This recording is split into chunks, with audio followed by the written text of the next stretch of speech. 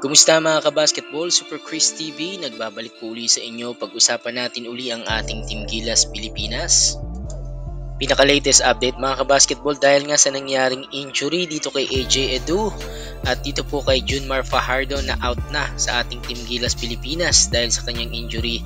Titignan po natin yung gagawing adjustment dito ni Coach Tim Cone at sigurado po na aasahan niya rito itong si Kai Soto at ito pong backup na si Japet Aguilar. Ayan. Yan po yung sinasabi natin madalas mga kabasketball sa mga una nating video na kailangan talaga ng ating Team Gilas ng backup na player, lalo na yung backup na big man dahil alam naman natin itong si AJ at itong si Junmar Fajardo ay prone sa injury.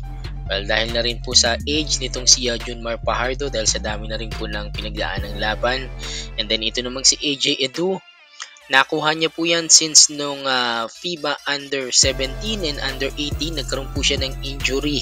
So hanggang ngayon po bumabalik-balik po yung injury na yan. And then si Kai Soto kaka-recover lang sa kanyang back injury at nasa magandang shape ngayon.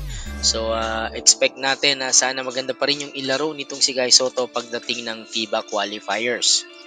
Ayaw nating maulit mga kabasketball yung nangyari ng mga nakaraang windows ng FIBA. Ganun din po yung nakalaban natin yung ibang mga kupunan dyan sa FIBA gaya ng Lebanon, ng Japan. Halos sila yata mga kabasketball tinambakan tayo dyan. So ayaw nating maulit-uli yan mga kabasketball o mangyari.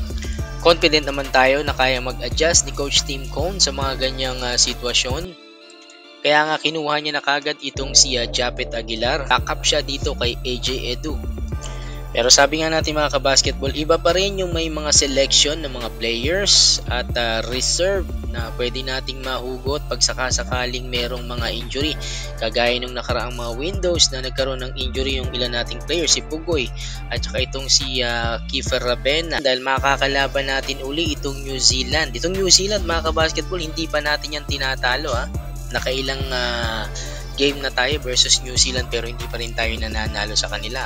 And what more mga kabasketball, wag naman sana kung magkaroon na naman ng injury sa ating mga bigs.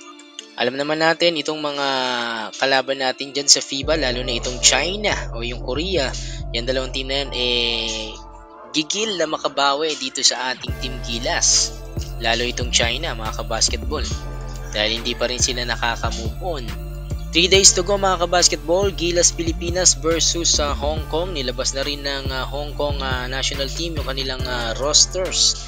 Ayan, pangungunahan po yan itong si Duncan Reed at ilang pong players na naglalaro dyan galing sa Bay Area Dragons. Ayan. Hanggang dyan mga kabasketball, salamat sa laging pagsubaybay.